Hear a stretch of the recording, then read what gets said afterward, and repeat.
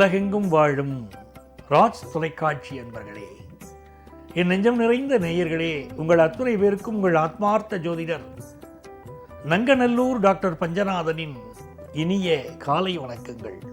இன்னைக்கு நம்ம பார்க்க போவது செப்டம்பர் மாதம் 14ஆம் தேதி 2025ஆம் ஆண்டு பலன்களை பார்க்க போறோம். தமிழ் வருடத்தில் விசுவாவசு வருடம் ஆவணி மாதம் 29ஆம் நாள் ஞாயிற்றுக்கிழமை. இன்னைக்கு சந்திர பகவான் மத்தியானம் 1 மணி 12 நிமிஷம் வரைக்கும் ரோகிணி நட்சத்திரத்தில் பயணம் செய்ய போறார்.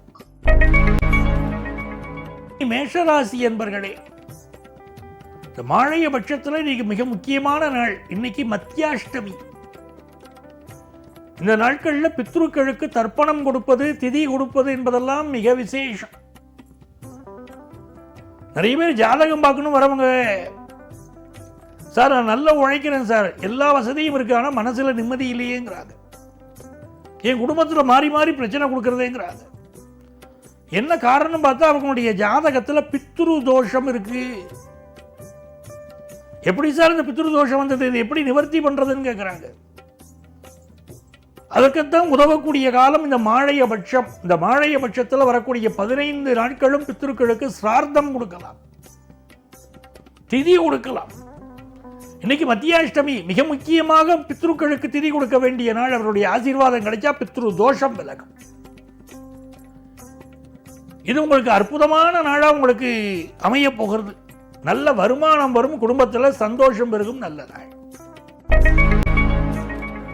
ரிஷபராசி என்பர்களே, நல்ல கலை உணர்ச்சி, நல்ல அழகு உணர்ச்சி உடையவர்கள் ரிஷபராசிக்காரர்கள். ஆனா இன்னைக்கு ஒரு டென்ஷனோடையே நீங்க இருந்துகிட்டு இருக்கீங்க.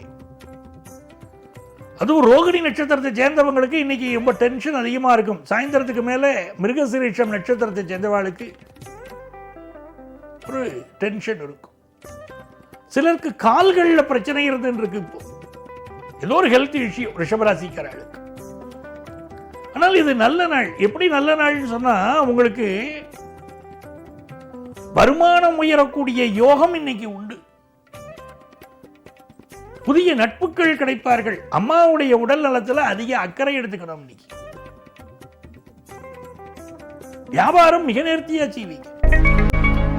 மிதுனராசி என்பர்களே, மிதுனராசிக்காரர்களுக்கு தனஸ்தானாதிபதி மறைஞ்சிருக்கார். ஏற்கனவே இந்த குரு பகவான் இருக்காரு. அந்த குரு பகவான் நம்முடைய ராசியில் உட்கார்ந்துருக்காரு. மிதுன ராசிக்காரங்களுக்கு அப்பப்போ ஒரு ஹெல்த் இஷ்யூ, மனசுக்கு டென்ஷன் ஓடின்னு தான் இருக்கு. ஜென்ம குரு இல்லையா, அப்படித்தான் இருக்கும். ஆனால் இன்னைக்கு சுக்கிரனும் அந்த சந்திரனும் பரிவர்த்தனை. சுக்கிரனுடைய வீட்டில் சந்திரன், சந்திரனுடைய வீட்டில் சுக்கிரன். சிலருக்கு இழந்த பொருள் மீண்டும் கிடைக்கும், இழந்த வேலை மீண்டும் கிடைக்கும், தடைப்பட்டு போன சுபகாரியம் ஒன்று மீண்டும் கூடி வரும்.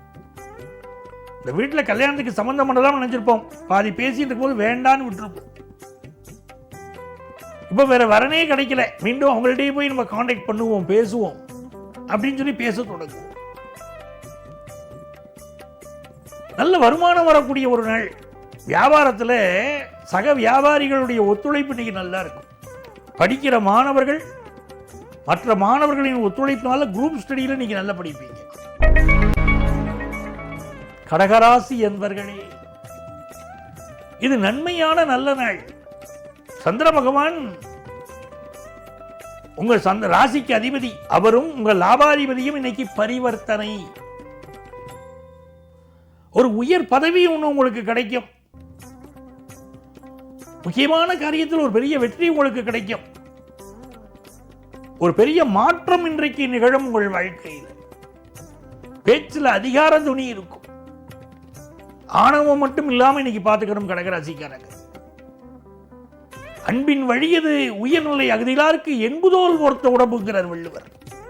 எல்லாத்தையும் அன்பை காட்டுங்கிறார். அப்படி அன்பை காட்டுவீங்க, வருமானம் பெருகும், குடும்ப சந்தோஷம் பெருகும். சிம்மராசி என்பர்களே, சிம்மராசிக்காரங்களுக்கு இந்த சந்திர பகவான் இப்பொழுது 10ஆம் இடத்துல இருக்கார். நல்ல வேலை வாய்ப்பை தருவார். பிசினஸ் பண்றவங்களுக்கு அபாரமான வளர்ச்சி. சில பேர் புதுசா பிசினஸ் தொடங்கலாம்ங்கிற சிந்தனைகள் நீங்க வந்து டிஸ்கஸ் பண்ணுவீங்க. ஆனால் சிலருக்கு பார்ட்னர்ஸோட ப்ராப்ளங்கள் இருக்கும். கோபம் அதிகமாக வரும். சிம்மராசிக்காரங்களுக்கு கோபத்தை தணிக்கணும். பிபி தொந்தரவு அதிகமாகிறது, பிறர் மேலே நீங்கள் கோவப்படுறீங்க, ஆனால் உங்கள் டென்ஷனில் உங்களுடைய ஹெல்த் பாதிக்குதே, அதை மட்டும் என்னன்னு பார்த்துக்கிடுங்க. அதே போல் 7க்குரிய சனி 8ல் உட்கார்ந்துருக்கார். கால்களில் பாதிப்புன்னு அர்த்தம். கொஞ்சம் உடல் நலத்தை பார்க்கணும். இது நல்ல நாள். கன்னிராசி அன்பர்களே, பாக்கியஸ்தானத்தில் சந்திர பகவான் போயின்னு இருக்கார். லாபாதிபதி 9ஆம் இடத்துல, பாக்கியஸ்தானத்தில், பாக்கியாதிபதி லாபத்தில், தந்தை வர்க்கத்திலே ஒரு பெரிய லாபம் வரும். வெளிநாட்டில் வாழக்கூடியவங்க அங்கே வேலை வாய்ப்பில் ஒரு பிரச்சனைனா இப்போ அது சால்வ் ஆகும். குடும்பத்தில் மூத்தவர்கள் உங்களுக்கு ஆதரவாக இருப்பாங்க. சுபகாரியங்கள் கைகூடி வரும். மனதில் இருந்த ஒரு கவலை மாறும். இது ஒரு நன்மையான நாளாக வியாபார பெருமக்களுக்கு இருக்கும். நிறைய இன்வெஸ்ட் பண்ணுவீங்க. படிக்கிற மாணவர்கள் படிப்பில் அதிக கவனம் செலுத்தணும். சிலருக்கு ஃபாரின் ஆப்பர்ச்சுனிட்டி கூடி வரும்.